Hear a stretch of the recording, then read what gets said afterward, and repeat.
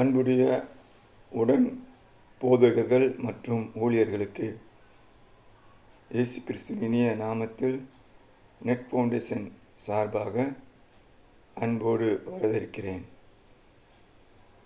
இந்த பாடத்தின் தலைப்பு கிறிஸ்துவுக்காக வாழும் வாழ்க்கை.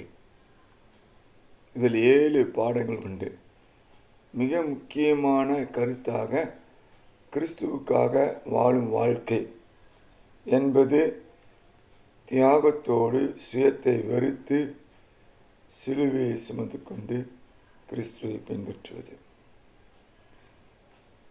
உறவில் இணைந்து வாழ்வது, இயேசு கிறிஸ்துவோடு உள்ள உறவில்.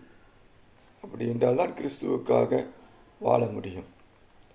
மேலும் சீசராக,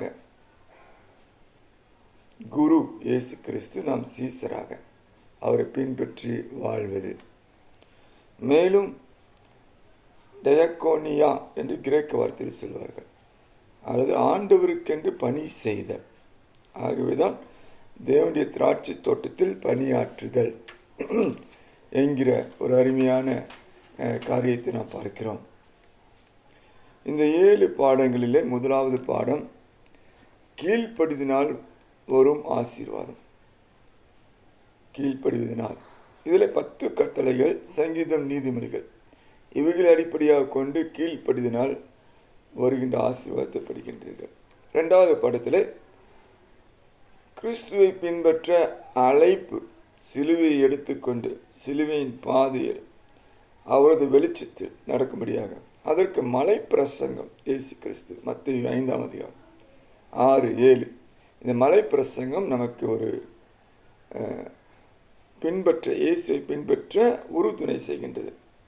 3வது பாடத்தில் சீசர்களை உருவாக்குதல், சீசர்களாக வாழ்தல், சீசர்களை உருவாக்குதல். இதற்கு கிறிஸ்துவினுடைய மிகப்பெரிய கட்டளை மத்தேயு 28, 18 முதல் 20 வரை உள்ள வசனங்களை நீங்கள் பார்க்கிறீர்கள்.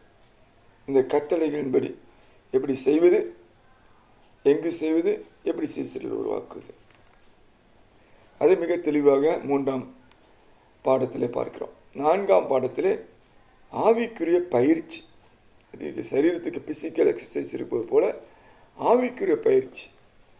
அது நம்மளுடைய ஜபம், வேத வாசிப்பு, திருச்சபை ஐக்கியம், ஆராதனை, ஆவிக்குரிய போராட்டத்தில் பிசாசை எதிர்த்து நிற்பது, மாம்சத்தை எதிர்த்து நிற்பது, உலகத்தை எதிர்த்து நிற்பது. இவ்விதமாக தேவனுடைய திருச்சபையோடு இணைந்து இந்த ஆவிக்குரிய பயிற்சி, அனுதினம் ஜெபம், வேத வாசிப்பில் அனுதினம் தியானம், அனுதினம் கிறிஸ்துவோடு, இந்த பயிற்சிகளை செய்வதன் மூலமாக நாம் ஆவிக்குரிய பயிற்சியை பெறுகிறோம். அதை 4வது பாடத்தில் பார்க்கிறீர்கள். 5வது பாடத்தில் நீங்கள் ஆலயம் என்பது ஒரு குடும்பம், ஒரு சரீரம், ஒரு ஒற்றுமை. அதில் கிருபையின் வரங்களும் தாளந்துகளும் இருக்கின்றன. அது பகிர்ந்து கொடுக்கப்பட்டிருக்கின்றது. ஆக ஆலயத்தில் எல்லாம் ஒழுங்கும் கிரமமாக ஒற்றுமையோடு செய்யப்பட வேண்டும். அதனுடைய பண நிர்வாகம், வெவ்வேறு பொறுப்புகளுடைய பணிகள், இதில் எல்லாவற்றையும் சரியாக வடிவமைத்து செய்ய வேண்டும். அதை நீங்கள் 5வது பாடத்தில் பார்க்கிறீர்கள். 6வது பாடத்தில் ஆலயமாக சமுதாயத்தின் மீது ஆலயம் எப்படி அக்கறை கொள்கிறது, திருச்சபைக்குள்ள மக்களை பராமரித்தல், திருச்சபைக்கு வெளியில் இருக்க சமுதாயத்தை பராமரித்தல், நன்மை செய்தல், இயேசுவின் நாமத்தில் தனிப்பட்ட விதத்திலும் அமைப்பு ரீதியான பராமரிப்பு பணிகளை மேற்கொள்ளுதல். இவைகள் நோக்கம் தேவனுடைய நாமத்தின் மகிமைக்காக. இதை நீங்கள் 6வது பாடத்தில் படிக்கின்றீர்கள். கடைசியாக 7வது பாடத்தில் கனி தரும் வாழ்வு. எப்படி கனி தரும் முடியும்? இயேசு கிறிஸ்து திராட்சை செடி, நாமெல்லாம் கொடிகள். அதில் அந்த உறவிலே நிலைத்திருக்கும் போது நாம் கனி கொடுப்போம். அந்த உறவில் வாழும்போது நாம் கனி கொடுப்போம்.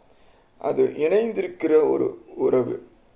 அப்போ கனி கொடுப்பதற்கு இந்த உறவிலே நாம் இணைந்திருக்க வேண்டும். அந்த உறவிலே நாம் வாழ வேண்டும். அப்படி நம்ம செய்யும்போது, உண்மையிலே இயேசுவோடு நெருங்கி வாழும்போது நாம் கனி கொடுப்போம். அந்த கனி பலருக்கு ஆசீர்வாதமான ஒரு கனியாக இருக்கும். ஆகவே இந்த கிறிஸ்துவுக்காக வாழும் வாழ்க்கையின் இந்த அறிமுக பகுதியிலே நீங்கள் மிக முக்கியமான வேத வாக்கியமாக, மிக மிக முக்கியமான வேத வாக்கியமாக நாம் சொல்வது யோவான் 15ஆம் அதிகாரத்தில் 5ஆம் வசனம். யோவான் 15:5. நானே திராட்சை செடி, நீங்கள் கொடிகள். ஒருவன் என்னிலும் நான் அவனிலும் நிலைத்திருந்தால் அவன் மிகுந்த கனிகளை கொடுப்பான். என்னை இல்லாமல் உங்களால் ஒன்றும் செய்யக்கூடாது. இது ஒரு மிக முக்கியமான ஒரு வாக்கியமாக்க பார்க்கிறீர்கள். இதற்கு நீங்கள் இன்னும் அதிகமாக இன்னும் ஒரு வசனத்தை சொல்ல விரும்புகிறேன். பிலிப்பியர் 4:13. என்னை பலப்படுத்துகிற கிறிஸ்துவினாலே எல்லாவற்றையும் செய்ய எனக்கு பலனுண்டு. ஆக கிறிஸ்துவினாலே நாம் கிறிஸ்துவோடு இணைந்து வாழ்வதன் மூலமாக, தேவனுடைய ஆவியான துணை கொண்டு கிறிஸ்துவில் இணைந்து வாழ்வதன் மூலமாக நாம் கனி கொடுக்க முடியும்.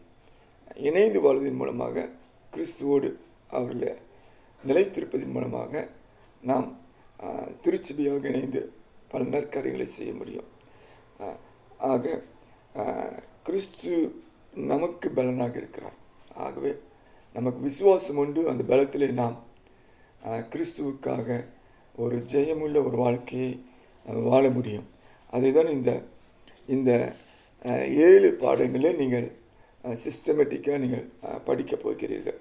ஆகவே இது 100க்கு 100 தேவனை சார்ந்து வாழுகிற வாழ்வு. எத்தனை எதிர்காற்றுகள் வீசினாலும், எத்தனை எதிர் அலைகள் எதிர்த்து வந்தாலும், இந்த பாதை மலை உச்சியான செங்குத்தான பாதை போல காணப்பட்டாலும், என்னை பலப்படுத்துகிற கிறிஸ்துவினாலே எல்லாவற்றையும் செய்ய எனக்கு பலன் உண்டு. ஆகவே நாம் ஒவ்வொருவரும் கிறிஸ்துவுக்காக வாழ வேண்டும் என்பது மிக முக்கியமான காரியமாக இருக்கிறது. கிறிஸ்துவுக்காக ஊழியம் செய்ய ஆசைப்படுகிறோம். கிறிஸ்துவுக்காக காணிக்கை கொடுக்க ஆசைப்படுகிறோம். ஆனால் இந்த